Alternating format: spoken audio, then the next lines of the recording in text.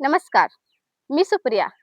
आज आमच्या फार्मवर आले आहेत आमचे यूट्यूबचे सबस्क्रायबर आमच्या फार्मची भेट द्यायला. त्यांनाही कोंबडी पालनाची आवड आहे. पण नेमकी कोणती कोंबडी पाळावी यात त्यांचं कन्फ्युजन होतं. आणि आमची व्हिडिओ बघून आणि आमचा फार्म बघून आता त्यांचे कन्फ्युजन दूर झाले. आणि आमच्या इकडे आज आलेले आहेत ते खुडूक कोंबडी आणि अंडी न्यायसाठी. चला तर मग त्या दादांची आपण ओळख करून घेऊया.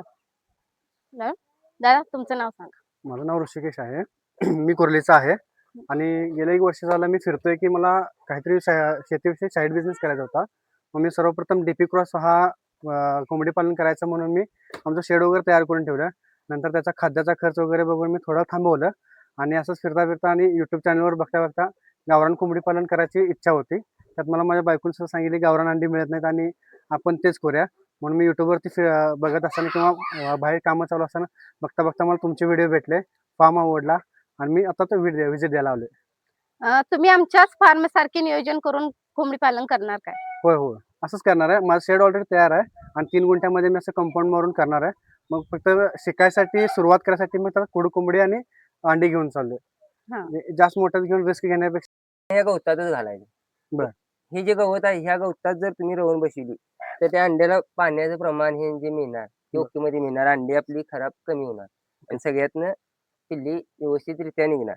आणि त्यासनी महत्वाचं म्हणजे पाण्याची गरज असते. उभीसोबत पाण्याची पण गरज असते. हे जे गवतात जे पाण्याचं प्रमाण असते ते अंड्यातनं शोषून घेतलं जाते. त्यामुळे असं वल्ल्या ह्याच्यात पिंजरात ह्याच्यात शक्यतो राखत म्हणा ह्याच्यात रवणी बसवायच्या नाही. तर अशा वल्ल्या ह्याच्यावर ह्याचं तुम्हाला मी अंडी देतो पॅक करून गवता ह्याच्यात ही कोंबडी आहे.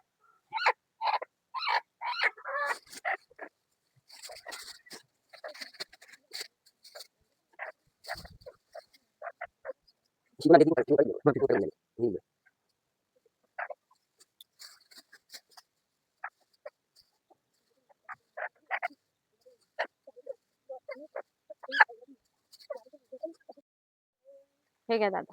तुम्ही आमचे गिरायक नसून सबस्क्रायबर आहेत त्याबद्दल आमच्याकडून तुम्हाला 10 अंडी फ्री मध्ये. हो नको. हे घ्या तुमचे पैसे आणि तुमच्या पुढील वाटचालीसाठी शुभेच्छा.